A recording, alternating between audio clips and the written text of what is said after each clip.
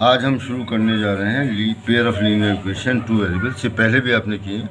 एक दफ़ा ग्राफिकली ने सॉल्व किया है, एक दफ़ा अब इससे पहले सब्स्टिट्यूशन मेथड से किया था हमने, और ये 3.4 ही का हमने 4 पार्ट्स भी कर रखे हैं। एक वीडियो में ये भी है, वो देख सकते हैं आप। उससे जो है सब एलिमिनेशन मेथड्स के ज़रिए हमें नहीं करना है। एलिमिनेशन मेथड क्या होता है कि दोनों इक्वेशंस के एक्स से वाई के कोफिशिएंट बराबर कर लिए, एक्स के वाई के नंबर से मल्टीप्लाई करके। वो आप इसमें क्वेश्चन नंबर 1 में देख सकते हो, और मैं अभी बताऊंगा भी आपको कैसे बराबर करते हैं, लेकिन देख लें तो ज़्यादा अच्छा रहेगा। वो बराबर करने के ऐड या सब्ट्रैक्ट कर देंगे। ऐड कब करेंगे? जब दोनों के साइन डिफरेंट है। मान लीजिए पहली इक्वेशन में प्लस का साइन है, दूसरी की इक्वेशन में माइनस का साइन, तो ऐड कर लेंगे। और दोनों में एक से साइन है तो साइन चेंज करने बोलेंगे किसी। फॉर एग्जाम्पल ये कह रहे हैं if you add to the 1 to the numerator and subtract 1 from the denominator, a fraction reduces to 1। अगर 1 ऊपर ऐड करें और नीचे से 1 सब्ट्रैक्ट करें तो फ्रैक्शन जो है क्या हो जाता है? 1 हो जाता है। तो हम क्या करें, फ्रैक्शन सपोज कर लें x upon y. Numerator x हो गया, डिनोमिनेटर y हो गया, तो ऊपर हो जाएगा x प्लस 1 और नीचे हो जाएगा y प्लस 1। वो कितने के बराबर होगा? 1 के इक्वल। तो पहली इक्वेशन तो आपके पास ही हो जाएगी। सपोज वही करेंगे जो मालूम करना, व्हाट इज़ द फ्रैक्शन। तो पहले फ्रैक्शन सपोज कर लिया हमने, ठीक है। पहले फ्रैक्शन सपोज कर लिया x अपन, लेटर फ्रैक्शन भी x अपन वाई। 1 ऊपर ऐड कर दिया, 1 नीचे से, तो ये फ्रैक्शन बताया इन्होंने 1 हो जाता है। अब कैसे सॉल्व करें? Cross multiply. क्रॉस मल्टीप्लाई में आपको मालूम होना चाहिए, ऐसे मल्टीप्लाई करते हैं। x plus 1 is equal to y minus 1। X minus y, y को उधर लिखे है माइनस में हो गया, इज इक्वल टू माइनस 1 तो ऑलरेडी है, माइनस 1 ये हो गया। x minus y is equal to minus 2।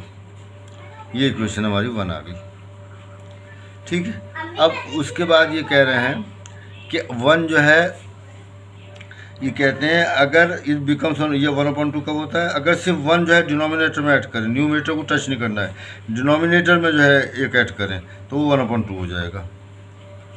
यहाँ लिख लेते हैं,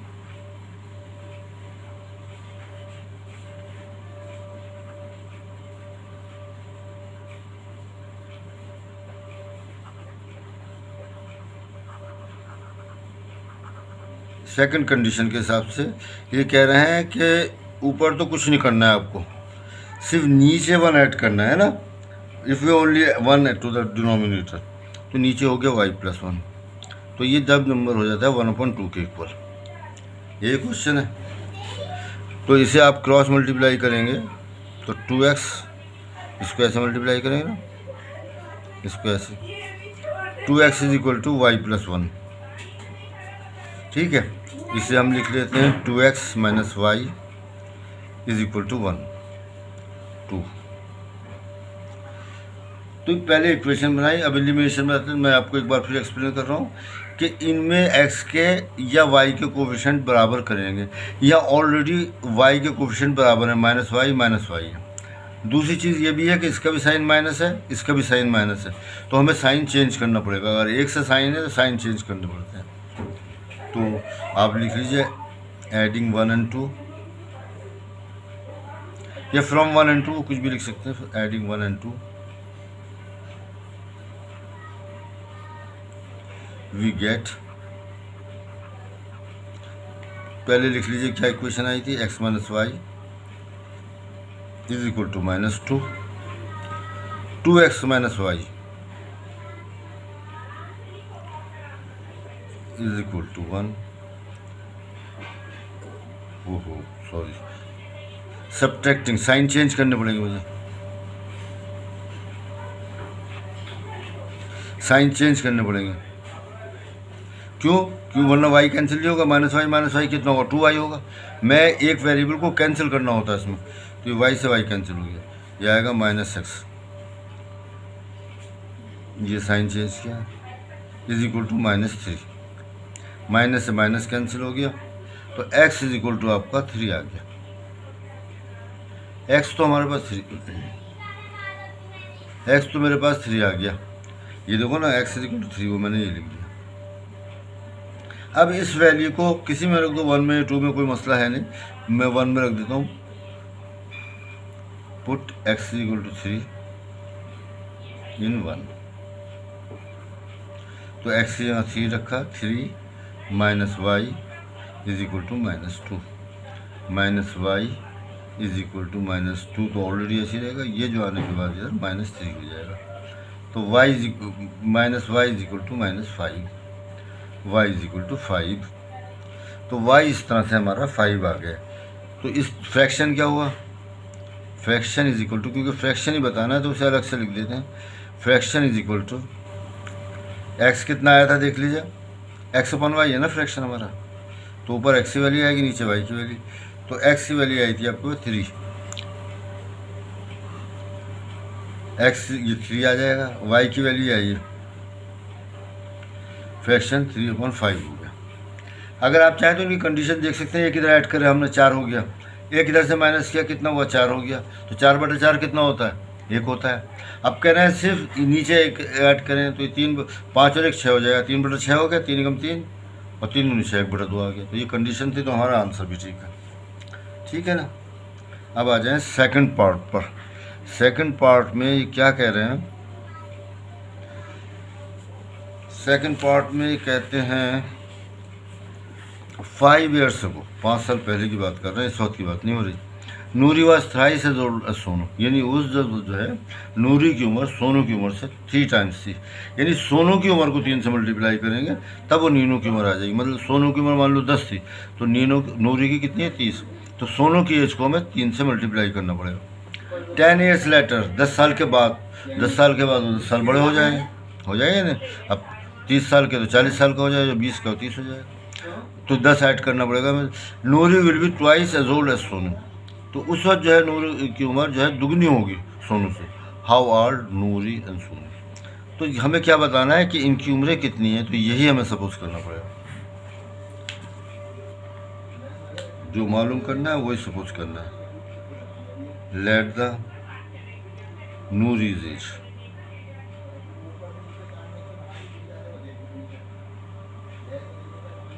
X years, Sonu's age, Sonu है ना, हाँ सोनूज एज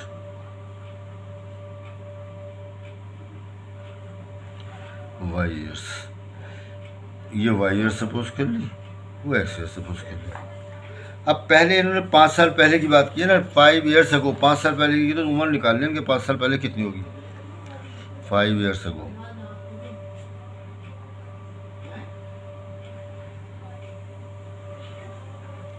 नूरीज एज 5 साल कम होगी उसकी 5 साल पहले, तो अब उसकी एक्स है तो 5 कम कर दो उसमें से।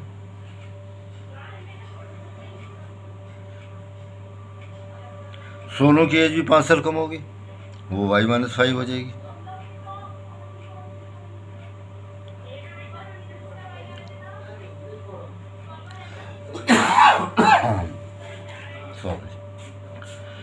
यस, तो ये दोनों की एजेस हमने लिख ली।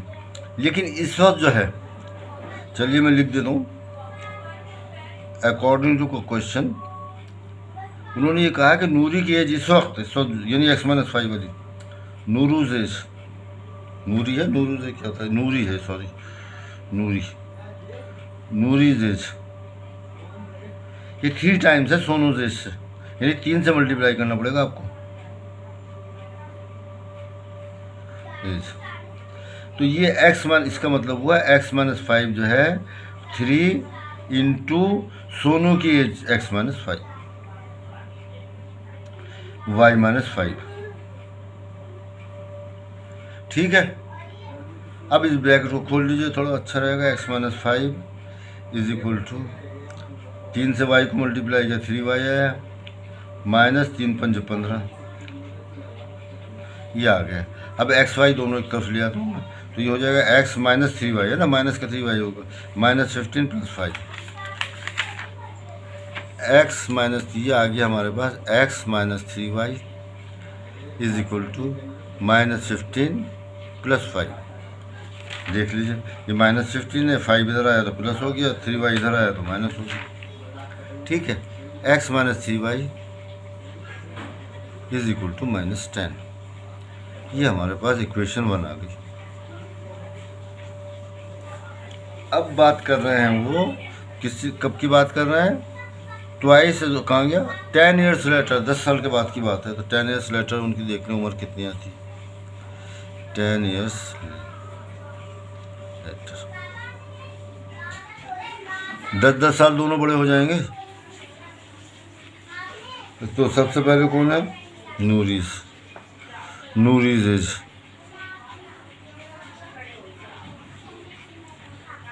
x + 10 हो जाएगी 10 साल। सोनूज एज कितनी हो जाएगी,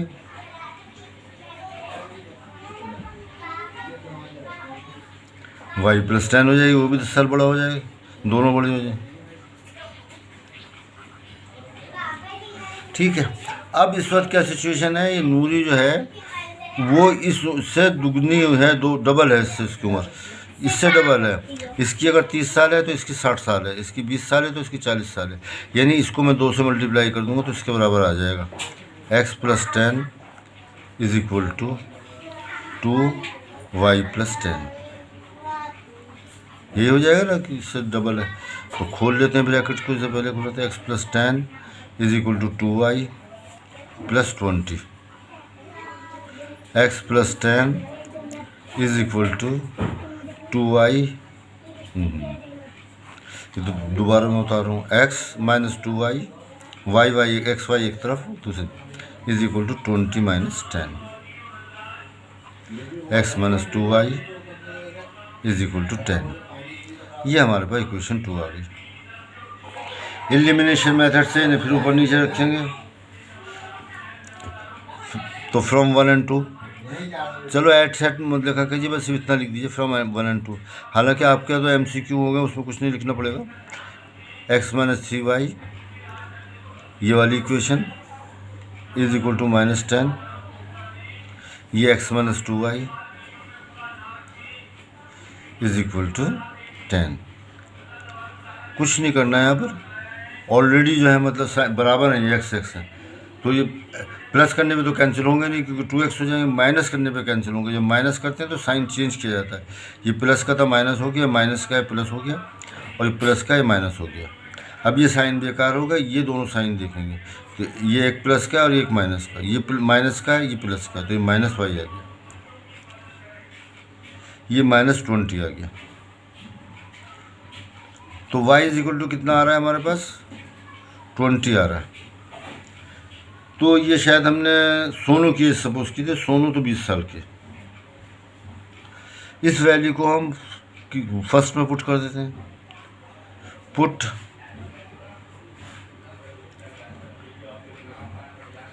x पुट y = 20 in 1। तो ये आपके पास x है तो x को x ही लिख लो, -3 है 3 को 3 ही लिख लो, यहाँ y आ रहा है, इसे ख़त्म कर दो, इसकी जगह 20 लिख दो, और ये -10 आ जाएगा आपके पास। ये हो गया x - 20 या 60 होता है, = -10, x इधर ही रहेगा, -10 इधर है, +60 हो जाएगा, ये x = आ गया 50। ठीक है। x हमने सपोज किया था सोनू की एज, तो सोनूज एज आ गई, Sonu's age 50 years, Sonu's age 50 years, and the other name is Sonu की नहीं, नूरी की एज है, एक्स नूरी ली हमने, एक्स जो है नूरीज एज है, नूरीज एज = सोनूज एज आ जाएगी हमारे पास, सोनूज एज ये आ गई हमारे पास 20 ईयर्स, ये आई थी y = 20 ईयर्स। अब देखें जो इन्होंने कंडीशन बताई वो कंडीशन पूरी हो रही है या नहीं हो रही है। एक की 50 है, एक की 20। ये कह रहा है 5 ईयर्स को, तो 5 साल पहले 45 साल का होगा, 5 साल पहले 15 साल का होगा, 15 तिया 45, तो 3 टाइम्स होना चाहिए, 3 टाइम्स है। 10 साल के बाद ये कितना होगा, 60 हो जाएगा, ये कितने हो जाएगा, 30 हो जाएगी, तो 60 30 से डबल होता है। तो हमारे पास दोनों कंडीशन जो है वो पूरी हो रही हैं, यानी तो इसलिए हमारा आंसर ठीक है। अब आते हैं हम क्वेश्चन नंबर 3 पर।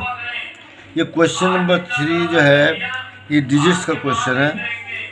पहले मैं इसमें ज़रा अलग से आपको बात बता दूँ ताकि आपको समझने में और मुझे समझाने में आसानी हो जाए। इस पेज पे बता देता हूँ मैं आपको अलग से। हाँ, यहाँ देखिए, पहले तो आपको डिजिट ही मालूम होना चाहिए। डिजिट कहलाते हैं 0 से लेकर 10 तक। 0 1 2 3 4 5। मेरा एक वीडियो है जो नंबर्स पर पड़ा हुआ है, उस पर लिखा हुआ है 8 से लेकर 12 तक, वो सब कैलकुलेट, उसमें सारे नंबर्स बताए गए हैं, वो देख सकते हैं। तो ये डिजिट्स कहलाते हैं। इन डिजिट्स से मिलकर नंबर बनते हैं। मतलब 4 और 5 ले लिया 9 तक, 4 और 5 ले लिया 45 बन गया। 7 और 3 ले लिया 73 हो गया। 9 और 1 लिया 91 हो गया। 3 नंबर लिए 493, 3 डिजिट का बन गया। 5 नंबर लिए, ये ऐसे कि जितने जाओ कर डिजिट। तो हमारे पास जो नंबर है वो 2 डिजिट का है, जैसे 45 है, 73, इस तरह का नंबर है। देखिए अलजेब्रे में यहाँ पर तो आपने पहले 5 लिखा था और यहाँ इसके साथ में 4 और लिख दिया, तो ये एकदम 5 से 45 हो गया। 4 लिखा है और ये 45 हो गया। लेकिन अलजेब्रे में ऐसा नहीं हो सकता। मसलन x जो है 5, ये है, ये y है, हमने ये x लिया, y लिया। यहाँ मैंने आपको लिखा, कितना लिखा, x लिख दिया। यहाँ ऐसे लिख दिया सर y की वैल्यू yx। तो अब देखिए क्या होगा, y की वैल्यू 4 है और x की वैल्यू 5 है, तो ये नंबर 20 हो जाएगा। क्योंकि जब आप अलजेब्रे में 2 नंबर साथ साथ रखते हैं तो उन्हें मल्टीप्लाई करना पड़ता है। इस तरह से नहीं लिखा था, ये अलग अंडरस्टैंडिंग के साथ है। अलग अंडरस्टैंडिंग यह है कि जो यहाँ पर 10 प्लेस पर नंबर है उसकी वैल्यू 10 टाइम्स होती है। हमारी अंडरस्टैंडिंग ये है कि जो यहाँ पर नंबर लिखा हुआ है, ये 3 जो लिखा है इसकी वैल्यू 30 है। 3 नहीं है, 30 है। यहाँ मैं लिखूँगा 4 तो इसकी वैल्यू 400 है, पड़ेगा 437। तो इस अंडरस्टैंड। लेकिन जब आप अलजेब्रे में लिखेंगे तो उसे आपको उसी नंबर, जैसे मैंने आप x लिया है यूनिट प्लेस पर, यूनिट वंस प्लेस पर मैंने x ले लिया, टेंस प्लेस पर मैंने y ले लिया, तो नंबर लिखा जो 10 प्लेस पर नंबर लिया उसे 10 से मल्टीप्लाई करना पड़ेगा। जैसे 45 को आप खोल के लिखें तो 4 × 10 + 5 ऐसे लिखा जाता है। 175 को लिखेंगे तो 1 की वैल्यू 100 है, +70 +5 ऐसे लिखा जाता है ना, जो जिस प्लेस पर है। तो हमने 10 को जो है x, तो हम जो नंबर लिखना पड़ेगा 10 का ये हो जाएगा 10y + x। अब देख लो 10 प्लेस पे जो नंबर है उसे मैंने 10 से मल्टीप्लाई कर दिया। तो अब अगर यहाँ 4 है तो 40 हो गया और ये 5 है तो 45 हो गया। तो याद रखिए इस तरह से मैं नंबर सपोज करूँगा और ऐसे ही मैं करूँगा। तो सपोज कर लेता हूँ, let the digit at unit place be x, let the digit at unit place, once place भी लिख सकते हैं आप, यूनिट और वन दोनों ही कहलाते हैं। एट यूनिट्स प्लेस हमने ले लिया x, ठीक है। और टेंस प्लेस पर जो दहाई की जगह जो है उसे मैंने ले लिया y। अगर मैं फिगर बनाऊँ तो ऐसे बना दूंगा ताकि आपको कुछ समझने में आसानी हो। ये वंस प्लेस है, ये टेंस प्लेस है, ठीक है। ये टेंस प्लेस है, 10 लिखा हुआ है, ये 1 लिखा है। यहाँ मैंने x लिया है, यहाँ y लिया है। इस जगह पर जो नंबर होगा उसकी, यहाँ पर 4 लिखा है तो उसकी वैल्यू 40 है। 10 से मल्टीप्लाई होकर आपसे पूछें इसकी वैल्यू तो 45, प्लेस वैल्यू आपने पहले छोटी क्लासेस में की होगी। तो नंबर हो जाएगा फिर उस केस में, number is equal to 10y + x। इसे 10 से मल्टीप्लाई किया और इसमें ये जमा कर दिया, यानी जैसे 45 था तो 10 + 4 = 5 ऐसे करें। अब उसके बाद ये कह रहे हैं, क्या कहते हैं, the sum of the digit of 2 digit number is 9। तो डिजिट हमने x y लिए, इन दोनों के जोड़ की बात कर रहे हैं, तो x + y = 9 आ जाएगा। तो आल्सो 9 टाइम्स दिस नंबर, ये जो नंबर है इसका 9 से मल्टीप्लाई कर दीजिए। Is twice the number obtain by reversing the order of the digit. अगर नंबर्स का ऑर्डर बदल दें, यानी 73 लिखा है 73 लिखा है तो उसे 37 कर दें, 45 लिखा है तो 54 कर दें, 18 लिखा है तो उसे 81 कर दें। इस तरह से ऑर्डर चेंज कर दें, यानी सीधे से दूसरे अल्फाज में जो यूनिट प्लेस पर है उसे 10 प्लेस पर लिख दें, 10 प्लेस पर है उसे यूनिट प्लेस पर लिख दें, तो वो रिवर्स हो जाएगा। उसे 2 से मल्टीप्लाई करें तो दोनों बराबर आएंगे। पहले तो मैं ये मालूम कर लूँ आखिर रिवर्स होने पर क्या होगा। रिवर्स होने पर जब मैं इसे रिवर्स कर रहा हूँ तो सिचुएशन हमारे पास इस तरह की आ जाएगी, जो यूनिट प्लेस पर है वो टेंस प्लेस पे आ जाएगा, यहाँ तो y आ जाएगा, यहाँ x आ जाएगा, यानी ये 45 था तो 5 यहाँ आके 4 यहाँ 54 हो जाएगा। ऐसे कर दिया। यहाँ लिख देता हूँ on reversing the digit, on reversing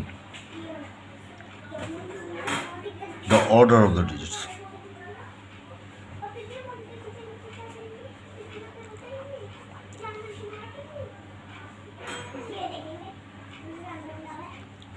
number becomes, क्या हो जाएगा?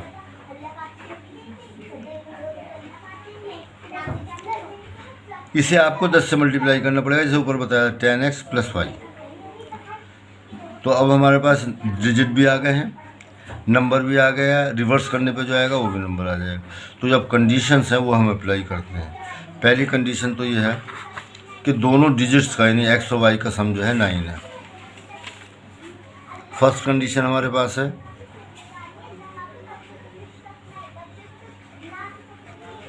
यही दिया है ना कि दोनों डिजिट का सम, एक डिजिट x है, दूसरा डिजिट y है, इन दोनों का सम 9 है। एक तो ये आपके पास कंडीशन आ गई। दूसरी कंडीशन ये है, दोबारा मैं पढ़ के सुना देता हूँ, कि जो आपका नंबर है यहाँ से देखिए 9 टाइम्स द नंबर, वो जो नंबर है तो 9 से मल्टीप्लाई करना है 9 टाइम्स, वो किसके बराबर है? Twice the number obtain by reversing the order of the digit, जो पलटने के बाद आया उसका दुगना। यानी जो नंबर था आपका, मैं लिख दूँ 9, या उसको लिख ही देता हूँ 9 इंटू नंबर, हमें जो दिया हुआ है ये कह रहे हैं 9 into number is equal to twice reverse number, जो रिवर्स करने के बाद आया। ओहो, REVRSE, चलिए रिवर्स नंबर है ना। तो 9 इंटू नंबर क्या था हमारा, ये देख लीजिए, ये नंबर हमने लिखा था 10y प्लस एक्स, ठीक है, रिवर्स करने पर लिखा था 10x प्लस वाई। तो ये तो हमारे पास आ गया 10y प्लस एक्स, और ये आ गया, ये से 2 से मल्टीप्लाई करना है 10x प्लस वाई, ये आ जाएगा 10y प्लस एक्स। ये पहला नंबर हमारे पास आया 10y plus x, 9 into 10y plus x, reverse करने पर नंबर आया है 10x प्लस वाई, ठीक है। अब ब्रैकेट खोलने के बाद दूसरी क्वेश्चन यहाँ से बना लेते हैं, 90y प्लस 9x, इस ब्रैकेट को भी खोल लीजिए, 20x प्लस 2y, ठीक है। एक्स वाई एक तरफ ले आइए, 90y माइनस 20x,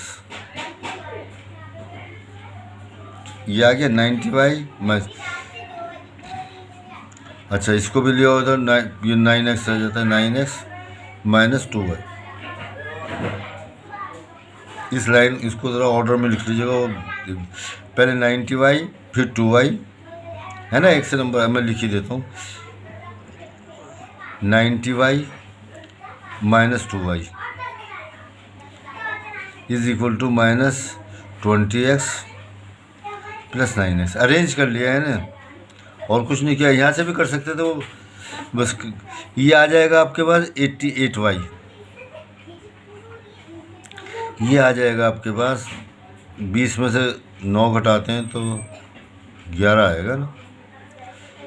देखिए किसी भी इक्वेशन में बार जब भी आता है मैं दोहराता हूँ क्योंकि नए बच्चे भी होते हैं, तो अगर हर टर्म किसी नंबर से डिवाइड या मल्टीप्लाई करना चाहें तो कर सकते हैं, ठीक है, उससे इक्वेशन में कोई फ़र्क नहीं पड़ता, इक्वेशन अपनी जगह कायम रहती है। जैसे मैं एक एग्जांपल आपको दे के दिखा देता हूँ, मान लीजिए 100 बराबर 80 प्लस 20 है, इसमें आप किसी से भी डिवाइड कर दो, मल्टीप्लाई कर दो, चलो मैं 10 से डिवाइड कर देता हूँ, तो ये 10 आ जाएगा, ये 8 आ जाएगा, 2 आ जाएगा। अब भी 10 इक्वल टू 8 प्लस 2, इसे मैं 10 से मल्टीप्लाई कर देता हूँ, ये 1000 आ गया, ये 800 हो गया, ये 200 हो गया, अब भी ये बराबर रहा है ना इसके बराबर। तो अगर कोई इसी तरह से कोई इक्वेशन है तो किसी नंबर से मल्टीप्लाई करना चाहें तो हर टर्म को दोनों तरफ, और किसी नंबर से डिवाइड करना चाहें तो दोनों काम आप कर सकते हैं। यहाँ पर हम देख रहे हैं ये 11 से दोनों डिवाइड हो रहे हैं, तो 8y माइनस 11 माइनस एक्स, 11 कम 11 होता है, इज इक्वल टू 0। तो दूसरी इक्वेशन आपके पास ये आ गई।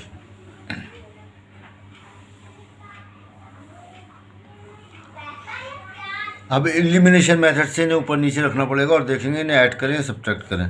पहली इक्वेशन में लिख लेता हूँ x plus y is equal to 9, यहाँ एज करके लिख देना, एज एक्स प्लस वाई लिखना। तो जो दूसरी इक्वेशन जो है इसमें वाई पहले आ रहा है, तो ऐसे लिखिए कि वाई वाई के नीचे आ जाए, एक्स एक्स के नीचे आ जाए, ताकि आप जमा लाइक टर्म्स को ऐड करते हैं ना, तो लाइक टर्म्स के नीचे आ जाए। तो पहले है माइनस एक्स, एक्स जो है यहाँ माइनस एक्स है, प्लस 8y है, इज इक्वल टू 0। अब देखिए इसे हम सब्ट्रैक्ट करेंगे तो ये प्लस का हो जाएगा और ये 2x हो जाएगा, और हम इसे कैंसिल करना चाहते हैं तो ये ऐसे ही कैंसिल होगा। साइन वाइन कुछ नहीं चेंज करेंगे। अगर ऑलरेडी साइन चेंज है तो साइन चेंज नहीं करते। ये आ गया आपके पास 9y, 1y प्लस ये आ गया 9। तो इस तरह से y इज इक्वल टू 9/9। ये 9 से 9 काट दिया, यही काट दिया।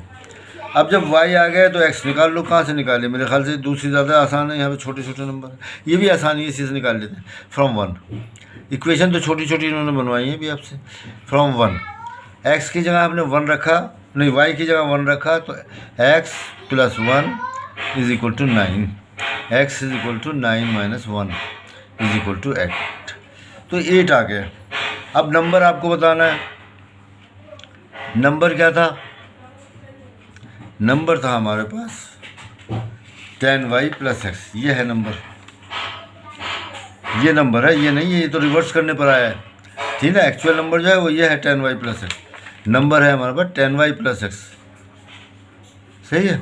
अब y की वैल्यू रख दीजिए, x की वैल्यू रख दीजिए। 10 इंटू वाई की वैल्यू आपकी कितनी आई है? 1 आई है, प्लस ये कितना आया? 8 आ गया। 10 × 10 = 8, ये 18 आ गया। नंबर जो है आपके पास 18 आ गया, ये हमारा आंसर आ गया। आप चेक करना चाहें तो चेक कर सकते हैं। 1 × 8 कितना हुआ? 9, पहली कंडीशन पूरी हो गई। ये 18 जब इसे पलटेंगे तो कितना आएगा? 81 आएगा। तो 18 को अगर आप 9 से मल्टीप्लाई करें और 81 को अगर 2 से मल्टीप्लाई करें तो ये भी 162 आ जाएगा और ये भी 162 आ जाएगा। यही कह रहे हैं ना, पहले नंबर का 9 गुना और जो रिवर्स करने पे आ रहा है उसका दुगना, दोनों बराबर होंगे तो दोनों बराबर आ रहा है। तो इसलिए हमने क्वेश्चन आंसर देखने की ज़रूरत नहीं, हम खुद ही कह सकते हैं कि ये क्वेश्चन सही है। अब आ जाएं फोर्थ क्वेश्चन पर, फोर्थ पार्ट पर। फोर्थ पार्ट में क्या कह रहे हैं? Meena went to a bank. क्यों गई है वो? टू विड्रॉ ₹1000, बैंक से उसे 2000 रुपये निकालने। देखिए उसकी ज़रूरत ऐसी है कि वो शी आज द कैशियर से कहती है to give her 50 rupees note and 100 rupees only, कि भाई मुझे सिर्फ 50 100 के नोट चाहिए, 500 का और 1000 2000 का नोट नहीं चाहिए। तो उसे इनकी ज़रूरत है ना, तो ये दो के कैशियर तैयार भी हो जाता है, कहता है Meena got 25 rupees note. Cashier ने दे दिए उसे। जब उन्हें सारे नोट गिने अलग अलग करके 1 2 3 4 5 करके, ऐसा नहीं कि 50 का अलग 100 का, टोटल उन्होंने गिने, तो सब मिला के 25 नोट्स थे। Find how many notes of ₹50 और ₹100। उसमें 50 से कितने नोट थे और 100 के कितने नोट थे, ये हमें देखना है। तो यही हमें देखना है ना, 50 से कितने नोट थे और 100 के कितने नोट थे। क्या तरीका है जो बताया आपको कि फर्ज कर लो, let 50 rupees note is equal to X, let 100 rupees note is equal to Y, यही कर लेते हैं। सॉरी, लेट 50 रुपीज़ नोट, पहले 50 का जिक्र किया तो हम भी वही ऑर्डर मेंटेन रखते हैं, इज इक्वल टू एक्स, और 100 रुपीज़ हम ले लेते हैं, कितने लें? वही ले लेते हैं। अभी उन्हें टोटल गिने थे 1 2 3 4 5 6 तो सब 25 आ गए थे, इन दोनों का टोटल 25 था। x plus y is equal to 25। एक कंडीशन तो ये हो गई, सही है। दूसरी कंडीशन ये है कि उसके बाद कुल ये सारे नोट मिलाकर 2000 रुपये आ रहे हैं, यानी 50 के नोट और 100 के नोट। अगर आपके 50 के नोट हों और 100 के नोट हों, मालूम करना चाहेंगे कितने नोट हैं, तो जैसे 50 के 10 नोट हैं तो कितना होगा? 500 रुपये लेंगे आप, 10 है ना, और 100 के भी 10 नोट हैं तो 1000 हो जाएंगे। उसे 100 से मल्टीप्लाई करेंगे। जो 50 के नोट हैं उसे 50 से मल्टीप्लाई करेंगे, जो 100 के नोट हैं उसे 100 से मल्टीप्लाई करेंगे। इस तरह से आपको मालूम हो जाएगा आपके पास कुल कितने नोट हैं। तो यही हम कर रहे हैं अकॉर्डिंग टू द क्वेश्चन। जो 50 के नोट हैं वो x हैं हमारे पास, तो ये तो 50x हो गए। ये 100 के नोट जो हैं y हैं, तो ये 100y हो गया, और ये टोटल मिलाकर जो है इनके हिसाब से 2000 रुपये होना चाहिए। अब ऐसा कर लीजिए आप इसे, देखो ये नंबर सब डिवाइड हो रहा है 50 से, 50 ही कम 50, 50 दूनी कितना होगा 100 होगा, 5 चौक 20 से कट जाएगा। तो अभी भी मैंने वहाँ समझाया था, नंबर भी लिखे थे, किसी भी नंबर से डिवाइड कर सकते हैं, किसी भी नंबर से मल्टीप्लाई कर सकते हैं। उसमें आसानी ये हो जाती है कि नंबर जो है हमारे छोटे हो जाते हैं, कैलकुलेशन आसान हो जाती है। तो ये x आ गया, ये 2y आ गया, ये देखो 10 से 50 से जब आप इसे डिवाइड करोगे, यहाँ अगर आप चाहें तो लिख सकते हैं, अगर आपको कोई प्रॉब्लम है तो लिख सकते हैं डिवाइडिंग ईच टर्म बाय 50। कुछ लोग ऐसा भी करते हैं, हालांकि वो सब मेरे हिसाब से तो कोई ज़रूरत है नहीं। 50 इसमें क्या है, 50 कॉमन है, तो उन्होंने 50 यहाँ से 50 कॉमन लिया, यहाँ से x आ गया, यहाँ 50 दूनी 100, 2y इज इक्वल टू 2000। पहले उन्होंने ये लिखा, फिर लिखेंगे x plus 2y is equal to 2000 बटा 50, ये नंबर इधर आ जाएगा। 0 से 0 काटा, 5 चौक 20, 40। कुछ ऐसे भी करते हैं, लेकिन मेरे ख्याल से कुछ ज़रूरी नहीं, ये भी ज़रूरी नहीं है कि क्योंकि आपको रूल मालूम है कि भाई इक्वेशन में डिवाइड होता है, डिवाइड कर सकते हैं तो लिखने की। लेकिन अगर आप चाहें तो फिर यहाँ लिख सकते हैं dividing each term by 50, dividing each term by 50। 50 से डिवाइड किया x आ गया, इसे डिवाइड किया 2 आ गया, और इसे अभी मैंने कैंसिल किया था तो 40 आ गया था। ये हमारे पास दूसरी इक्वेशन आ गई, सही है। अब इन दोनों को सॉल्व करना है, तो इन्हें ऊपर नीचे साथ साथ लिख लेते हैं। चलो यहाँ लिख लो, आ ही जाएगा। दूसरे पेज पे पहला है x plus y is equal to 25, दोनों को साथ साथ लिखना है। x plus y is equal to 25 is equal to 25। दूसरा इक्वेशन कितनी है, x plus 2y is equal to 40, x plus 2y is equal to 40। तो हमारा मकसद एक वेरिएबल को कैंसिल करना होता है, तो x बराबर है यही कैंसिल होंगे। सवाल ये होता है कि प्लस करें या माइनस। अगर प्लस करोगे तो 2x आ जाएगा, दोनों के सेम साइन होते हैं तो साइन चेंज करने पड़ते हैं ताकि कैंसिल हो जाए। और जब चेंज करेंगे तो थ्रू आउट सबके चेंज करेंगे, ये नहीं कि खाली x का चेंज कर ले। ये आ गया, x से x कैंसिल हो गया, ये आ गया minus y is equal to -15। 40 में से 25 घटाया 15 आ गया साइन, ये माइनस से माइनस कैंसिल हो गया, तो y इज इक्वल टू 15। तो 100 रुपये के नोट तो उसके बाद 50 हैं, सॉरी 15 है। अब ये से 15 इसमें रख दो, ये पहली इक्वेशन है। Put y is equal to 15 in equation 1, ये इक्वेशन का सिंबल है, इन इक्वेशन 1। तो ये आ गया आपके पास x plus 15 is equal to 25, सही है। x is equal to 25 minus 15 is equal to 10। तो इस तरह से x क्या लिया था हमने, देख लीजिए।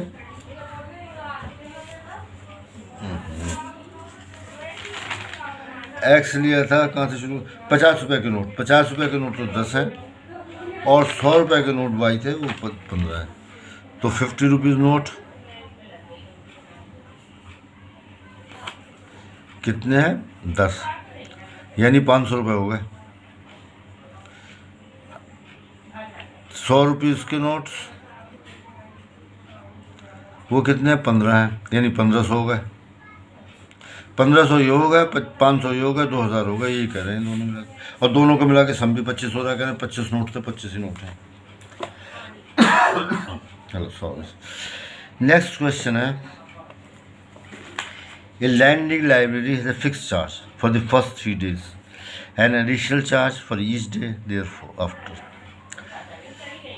ये कह ही रहे हैं कि एक लाइब्रेरी है, वो किराए पर किताब देती है।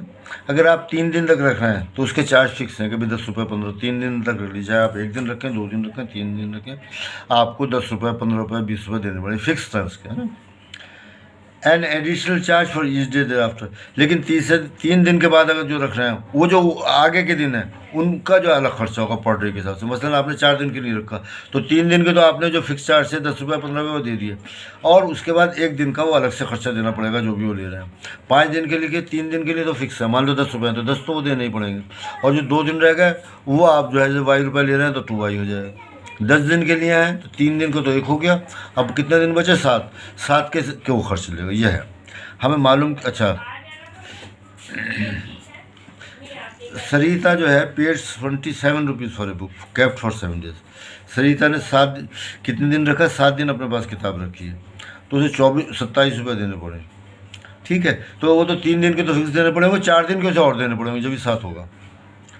While Susie paid ₹25 sorry Susie ने जो है 21 रुपये दिए हैं, जबकि उनने 5 दिन रखे हैं।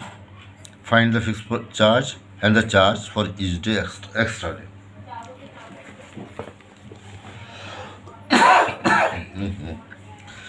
फिफ्थ पार्ट है, यहीं से शुरू कर देते हैं।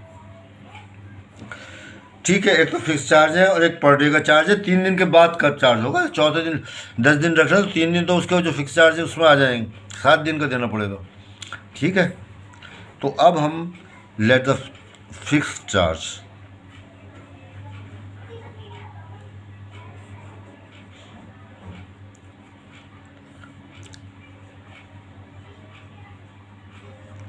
और लिख देता हूँ मैं, हालांकि कोई ज़रूरत है नहीं इसकी। फॉर फर्स्ट 3 डेज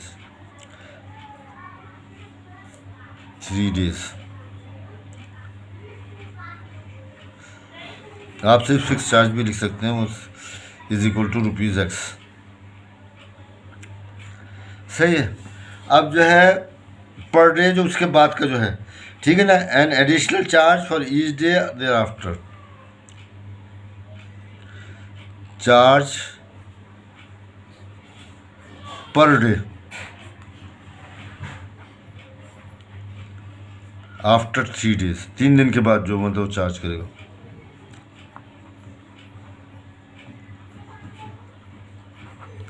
वो ले लेता हूँ मैं ₹Y। ठीक है, अब जो है पहले उन्हें 7 दिन रखा है, तो अकॉर्डिंग टू द क्वेश्चन पहले उन्हें 7 दिन रखा है, तो 3 दिन का तो फिक्स चार्ज होंगे जिसको उसे X रुपये देने पड़ेंगे। ये तो 3 दिन की आ गई कीमत।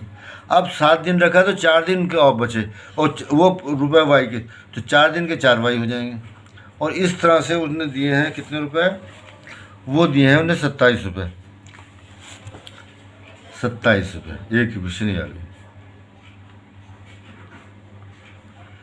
ये फर्स्ट कंडीशन है।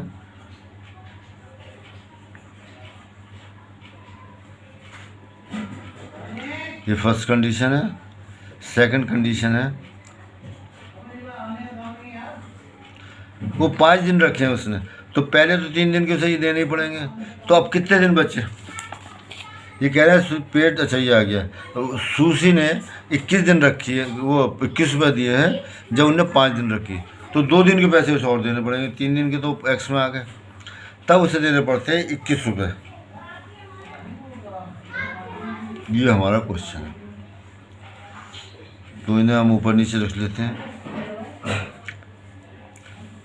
9 X + 4Y is equal to 27, X + 2Y is equal to 21।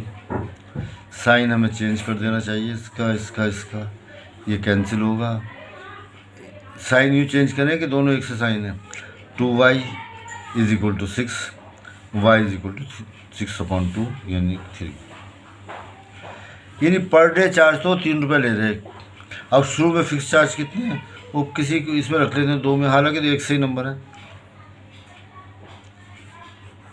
Put Y is equal to 3 × तो Y की वैल्यू रखनी है इसमें, तो X तो ऐसे ही आ जाएगा, X + 2 × 3 is equal to 21। X + 6 2 3 6 21, X is equal to 21 - 6 is equal to 15। ठीक है, तो उसे जो है शुरू के 3 दिनों के जो है 15 रुपये देने पड़ेंगे, और बाद में वो 3-3 रुपये के हिसाब से देते हैं। तो लिख देते हैं fix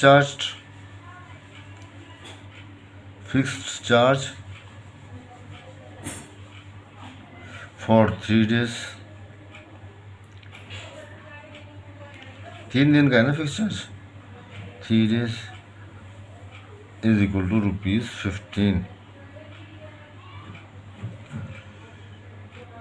and charge thereafter, उसके बाद देयर आफ्टर ये कुछ नहीं है, is equal to 3 rupees per day. ठीक है, इस तरह से हमारी एक्सरसाइज 3.4 ख़त्म हो गई है। तो इसे आप दोहराइए, करिए। नेक्स्ट मल्टीप्लिकेशन मेथड आपके यहाँ कोर्स में नहीं है, लेकिन मेथड कोर्स में नहीं है, इससे कोर्स क्वेश्चन जो है कोर्स से बाहर नहीं जा रहे, मेथड कोर्स में नहीं है। यानी आप इसे जो है या तो पहले 2 मेथड जो हैं उनसे कर सकते हैं, बल्कि 3 मेथड कहना चाहिए, ग्राफिकली, दूसरा वही सब्स्टिट्यूशन मेथड, तीसरा एलिमिनेशन मेथड, उनसे किससे वो ये क्वेश्चन आपके यहाँ आ सकते हैं। ठीक है ना, तो इन्हें भी हम कर लेंगे, क्योंकि ये आ तो सकते हैं, मतलब हाँ क्रॉस मल्टीप्लिकेशन के मेथड से नहीं करेंगे, तो इसे कर लीजिए। और अगर सब्सक्राइब नहीं किया तो सब्सक्राइब कर दीजिए। ये बार बार मुझे यूँ कहना पड़ता है कि नया चैनल है, ये आपको पता भी चल रहा होगा, तो इसलिए ज़रूरी है कहना पड़ता है। Thank you very much.